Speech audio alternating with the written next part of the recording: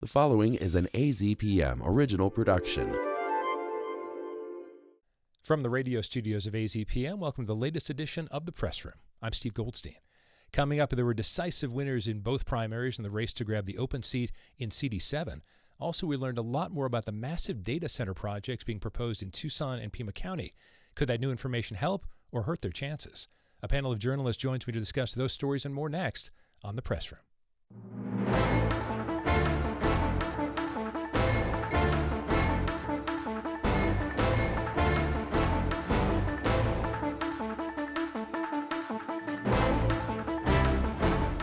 Welcome to this edition of The Press Room. I'm Steve Goldstein.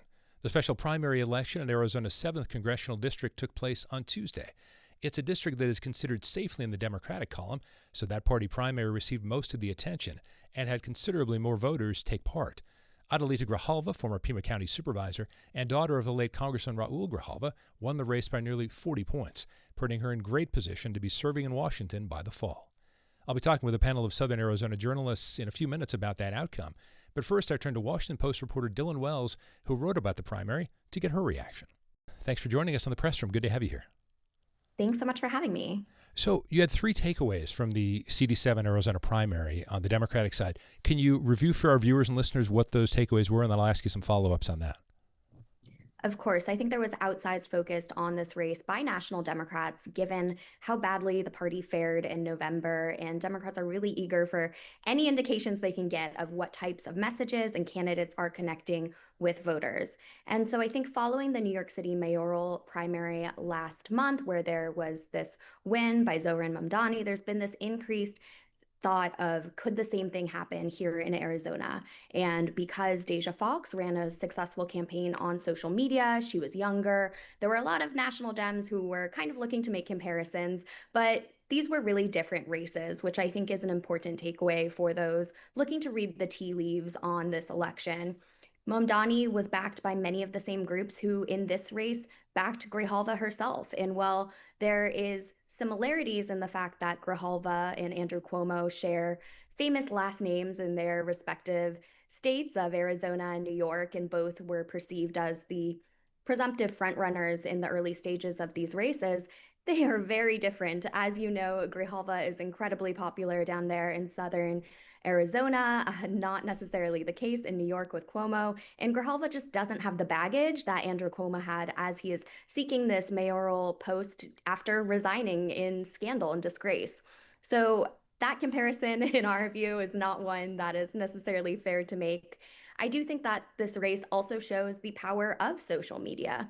It was a very different type of online presence than Mamdani had, but Deja Foxx really managed to make this race competitive and grit national attention. She did, I want to clarify, she only got around 20% of the vote, so she was not anywhere near Grijalva. But given how much of a powerhouse that Grijalva is in this race, the fact that Deja was able to raise as much money as she did and get as much attention and earned media as she did shows that she was breaking through with people online. And I think since the election, Democrats have been looking for messengers who can authentically post things that feel real online and connect with younger voters who have, left the party and to some extent in recent years. And so her experiments with social media and new media still provide a kind of blueprint for other candidates, despite the fact she lost in this race.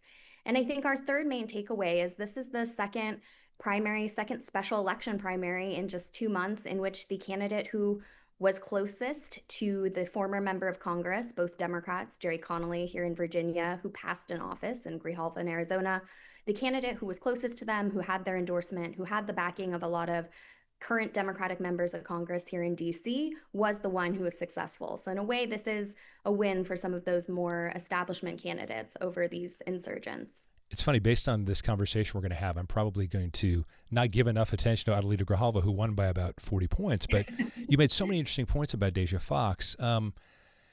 As you said, she was not able to coalesce in the sense of turn that money into votes. But is there actual promise for the sense that could she have an impact going forward? And the reason I ask it this way is because this was a special election. Turnout was very low. Arizona, I need to tell you, Arizona in the summer is not a place a lot of people want to be. So turnout was even less. So do you think she has a future if she wants it at some point? Absolutely. I mean, all of the strategists and politicos who I have discussed this race with say that the fact that she was able to raise so much money in this brief 100 days after being thought of as a long shot candidate who really had no serious chance, the fact she was able to get, 20 or so percent in the final election results with this tight time frame and going up against as mighty an opponent as Grijalva suggests that she really does have a political future. I mean, Daniel Hernandez, who came in third in this race, he at the start of this was definitely viewed more seriously than Deja was. He's a former state legislator. He obviously has gained some notoriety and is a powerful candidate in himself. So the fact that Deja, as a newcomer to at least electoral politics, she's been an advocate but not run for office before, was able to do this well, has people looking at her for future races, looking at what her involvement might be in the midterms. I think a lot of people were surprised just how much of an advantage President Trump had last fall when it came to getting younger voters who were watching things online like TikTok. In that sense, is Deja Foxx someone who can be a guiding light for Democrats? To some extent, the way I'm really blowing this out of proportion, but to some extent, the way Barack Obama was when he first won his presidential race, and people were like, wow, this is amazing. The small donors, the online donors, is that something Democrats have to go back to the chalkboard for, and can they use Deja Foxx as an example?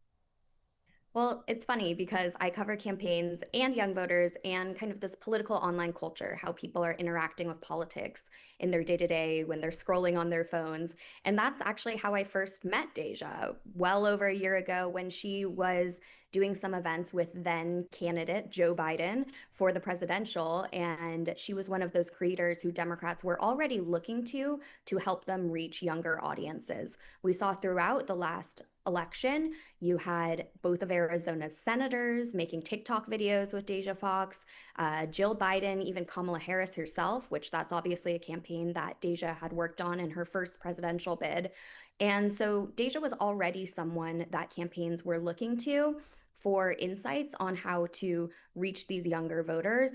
And I think that there's an increased focus on that since November. The Democrats I talked to say that they were kind of caught flat-footed. They thought they had more of an advantage online than it ultimately became clear that they did, particularly with the shift in some young voters to the right. And so I think particularly Fox is not just using her own social media, but she was really leaning on new Democratic media, Substack, these different streaming shows. And that is 100% something that you are looking at 2028 candidates already doing in her model. And Adelita Grijalva, in her victory speech, in some ways made a sideswipe at Deja Foxx, almost indicating, well, here's this person who was doing all these things but didn't necessarily translate to voters. But it did seem like Adelita was looking for ways to bring in those younger voters too. I know people get paid a lot more money than you and I do to figure this out, but what does it take to translate a good campaign, perhaps even ideas that younger voters want, but actually get them to go to the polls? I mean, that's the million-dollar question Right. that Democrats are literally spending tens and tens of millions of dollars on now since their loss in November to try to figure out. But I think that a lot of Democrats feel like there are room for some of these non-traditional candidates because there is so much frustration with the party right now.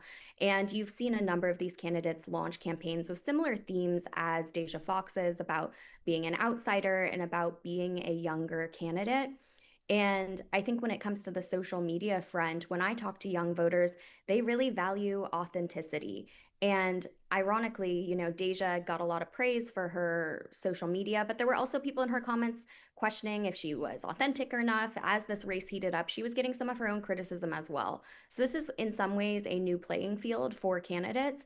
And people aren't expecting Adelita Grijalva to go out there and do a TikTok dance. I think people can have a somewhat reductive view of what it means to be on social media as a candidate, but anything to show that you are part of the community and are connecting directly with people who are would be your constituents and engaging in ways that feel real online, because Gen Z, they're easy at sniffing out what doesn't feel authentic. Okay.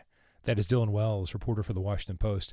Dylan, thanks so much for insights on this CD7 race. We appreciate your time on the press room. Of course. Thank you so much for having me. And we'll be back with more of the press room in a moment. Stay with us. Classical 90.5 has been on the air for 50 years, and we're celebrating all year long. Join AZPM as we look back on 50 years of classical music in Southern Arizona and all of your favorite classical composers, conductors, and performances. Keep listening to Classical 90.5 on the radio or online at azpm.org/classical for special programs, interviews, memories, and the music you've loved for 50 years. Classical 90.5, 50 and fabulous. Welcome back to the press room from AZPM. I'm Steve Goldstein. Joining me now are a distinguished panel of Southern Arizona journalists, Dylan Smith of the Tucson Sentinel, Hannah Cree of AZPM News, and joining us for the first time, Dylan, drum roll please, Joe Ferguson of the Tucson Agenda. Joe, thanks for being here. Thanks for having me. Dylan, one of the big stories of the week was the CD7 primary special election. Adelita Grijalva ended up winning by about 40 points, which is not a surprise, except obviously earlier in the program we talked to a national reporter with a publication that was one of those that was saying, oh, maybe Deja Foxx is going to make a big impact. Turns out she really didn't, at least in terms of the numbers. So why such an easy win for Adelita Grijalva? Well, I think, Deja Foxx maybe did a little bit better than, your average first-time, unknown, first-run candidate. But the national press is very invested in creating a narrative that some elections are going to be much closer, that they are much more competitive than they actually are. And congressional elections take place on the ground. They don't take place on TikTok. They're not national elections. It helps you a little bit if you have attention and money flowing in from out of state, but those people don't vote here, and that's what it takes to win. And Grijalva really kept her eye on the ball with the ground game of turning out the vote. Yeah, and Adelita obviously had the name recognition advantage, but she also had served a lot in her own right. How much of a difference did that make? That people didn't just know her name, they knew her.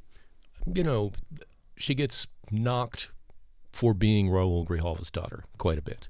And people criticize that, this shouldn't be a legacy, you don't automatically inherit the seat. And, certainly you don't. And she worked for it, and she has been an elected official for more than 2 decades now. She has her own track record and her own network. If you look at the people who donated to her, in fact, it's not just the same people who always donated to Raul Grijalva, because Raul was pretty much a shoo-in for many, many years and didn't have to work very hard to fundraise and win. Hannah, speaking of donations, Deja Foxx got a lot of donations, but not that many from Southern Arizona. What do you make ultimately of her turnout? She had an impact, but it didn't really translate to votes. Yeah, it really didn't. My coworker, Paula Rodriguez, deserves an accounting degree for the amount of time that she spent with that campaign finance data. It's really tough to go through. But she did find that 3/4 of Deja's money was individual contributions those are those small donations under $200, and only 16% came from Arizona. So 3/4 basically from out of state, and then California is the state that donated the most. Her campaign manager, I was at her event on Tuesday, actually kind of steered me away from a group of people that I wanted to talk to, but they were from California, and he said, go over here to talk to the people from Arizona, please. And, I think she definitely has that. She has a significant social media following. That's a fact. And it's widespread appeal across the country with those widespread issues that young voters really connect with, but it doesn't translate, as Dylan was saying, to a specific congressional seat. And Grijalva did a better job at connecting people with issues that are actually in this district. But the fact is, everyone wanted to talk about Deja Foxx. That was the reality of this race. And I think that is significant to note. Yeah.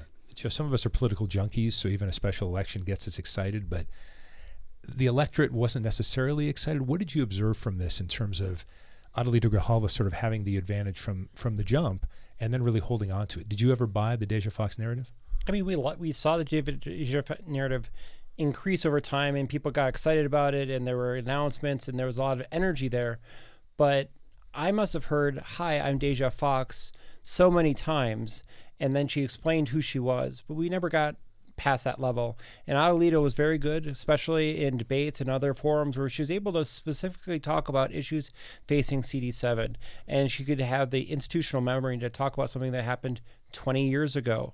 And so I think that really worked for her when she went to places. On election night, she talked about how when she knocked on doors, people would recognize her and they'd say, your dad did something for my dad, or you read at my kid's school. And I think those things are resonating and show what Tucsonans, vote for. Yeah. So Dylan, what about the knowledge of issues? Because a lot of us would say that's really important when Deja Foxx was really looking at something else. Energy. Let's get some of these older folks, frankly, out of office.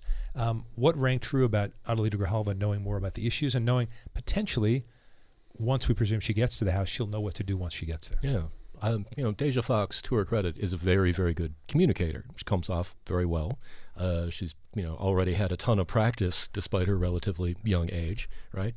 But being a lawmaker is so much about the nitty-gritty of how government functions, about how laws are written very specifically to accomplish certain things.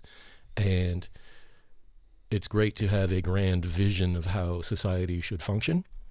And, hopefully people do pursue a vision when they are in office, focusing on those nitty-gritty things. But, a member of Congress or a state lawmaker, they have to know what it is that they are voting for in a law, at least hopefully. Yeah. Yeah, go ahead. Yeah, I was going to say that one of the biggest criticisms of Deja as a candidate is she did lack clear policy.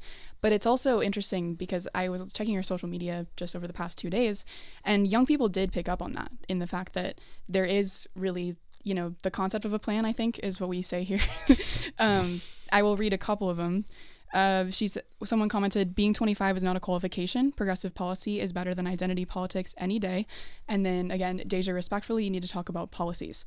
So, I think all the candidates really struggled in answering questions that really got at the reality of Congress right now, that this seat, if it goes to a Democrat, which it most likely will, is not going to shift the balance in Congress at all. But I do think her lack of, actually specific policy to CD7 did end up hurting her, versus Adelita in the debates, she referred to specific mining policy that she would repeal in terms of Apache Stronghold and Oak Flat to protect those communities. And she could connect with why that's important to voters here in the district. Joe, what about the third place in the Democratic primary? Daniel Hernandez had the name recognition, obviously has been famous for a long time. Why didn't he get any traction? I think that he did really well in the beginning. He had great fundraising numbers. He came out strong. He came out first. And I think that had good momentum. But I think that there were a couple of issues during the campaign that really hurt him. One of them was being on stage saying that he supported mining. And when Deja asked, if they would take a corporate pledge pack, Daniel stood alone again. And then finally, I think that the incident in Bisbee really hurt him. I think that anytime you've got a video of a candidate grabbing somebody's camera forcefully and throwing it to the ground, is just really bad politically, especially just a few weeks before ballots came back in. But Dylan, one thing that showed Daniel Hernandez's experience is that he conceded, congratulated Adelita Grijalva, which ultimately Deja Foxx did. Took her a while, and you had a really interesting photo in the Sentinel related to, she wasn't really that far from her supporters, but her initial sort of talking to her supporters was not done in person. Explain that. On election night, every primary candidate, they usually have their party for their supporters to gather and, cheer when they win. She had one at a local restaurant.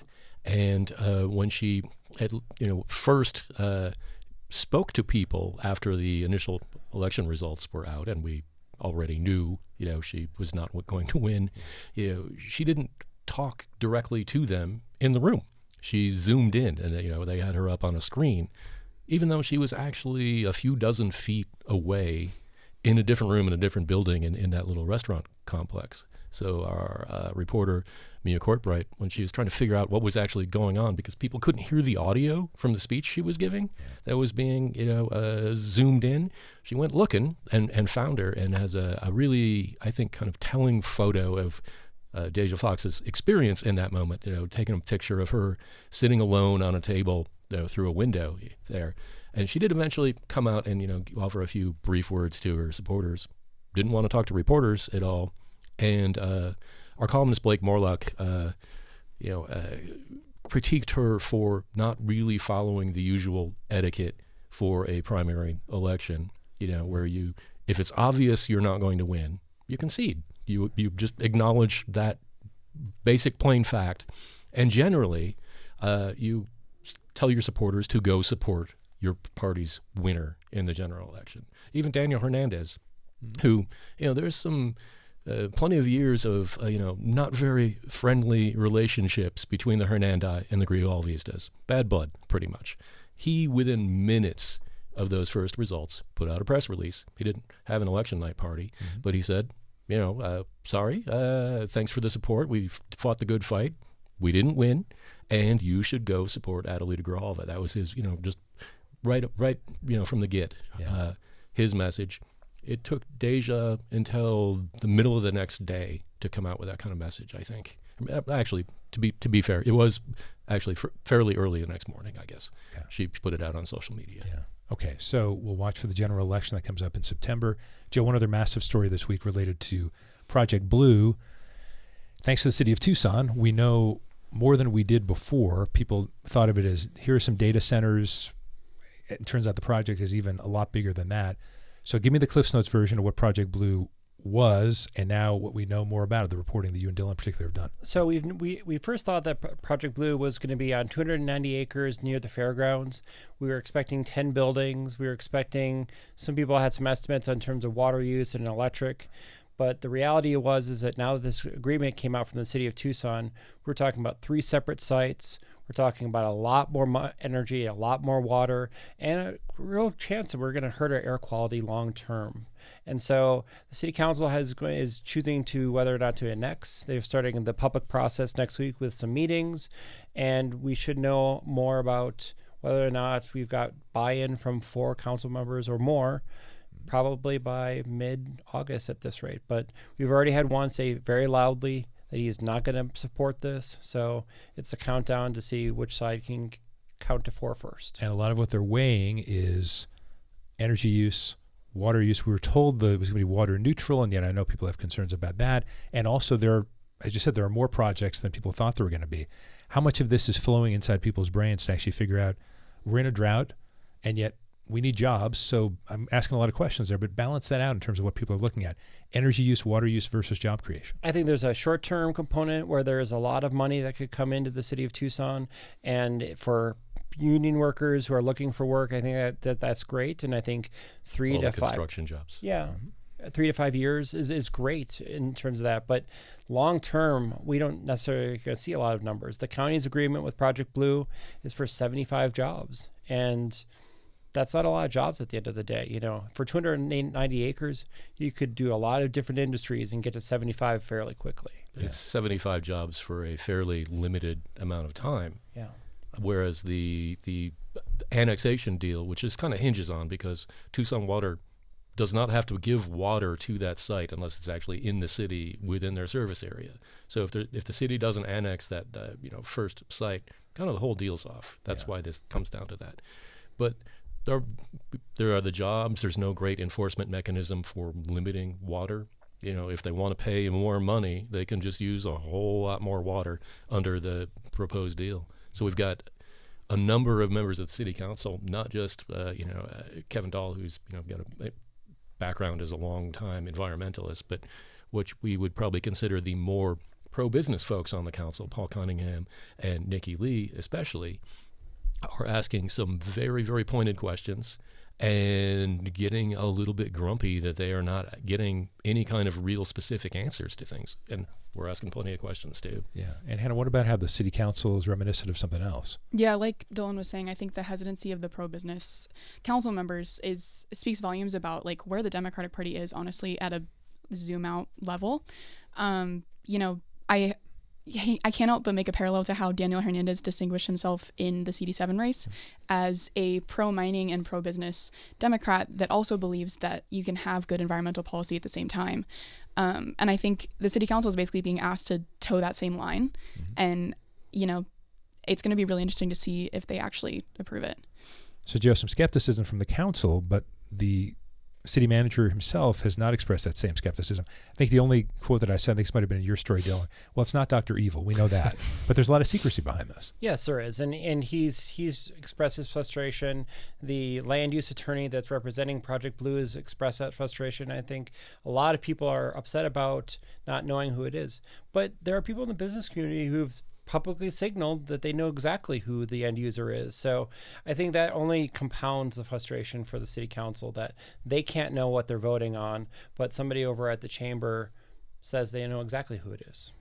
And but they're not telling. Yeah. And they're referring to them as their client. Yes. And even though Dillon, the Pima County Board of Supervisors had a vote, this really rests more on what the council, because talk about annexation, et cetera. Well, we've learned a lot more about the scope of this since the Board of Supervisors. They voted to agree to sell that one plot of land, fairly large plot by the fairgrounds, and to change the zoning on it so that it could be annexed into the city with that same level of zoning, and then they could build it there because they get the water. But now it turns out, as Joe said, there are 3 projects, not just the one project, which really compounds the amount of water that it would take, the amount of massive amounts of power it would take to operate these data centers, the potential air quality impacts. All of these things are magnified because it's not just the one already very large site with 10 different buildings, but we don't even know how many buildings we're talking about. They won't say. Yeah. I don't think we've really investigated the amount of energy that they are talking about using. It would eclipse by some estimates the amount of residential use right now in Tucson with just this new set of data centers. That's TP building a brand new plant. That means that TP is going to have to go back to the county and get an air quality permit. There's a whole process here that's going on, and it seems to be going on in reverse. And last thing, if the council were to somehow vote against this, does that destroy all of this? I mean, that's what the developer has said, but Arizona has some very unique land use laws, and so the city might be facing a lawsuit if they say no. Okay. We'll be watching this very closely, obviously. Joe Ferguson of the Tucson Agenda. Great first appearance, Joe. Thank you so much. Dylan Smith of the Tucson Sentinel and Hannah Cree of AZPM News. Thank you all for being here today on The Press Room. Thanks. And thank you very much as well for joining us on this episode of The Press Room. We'll be back next week with another edition. I'm Steve Goldstein.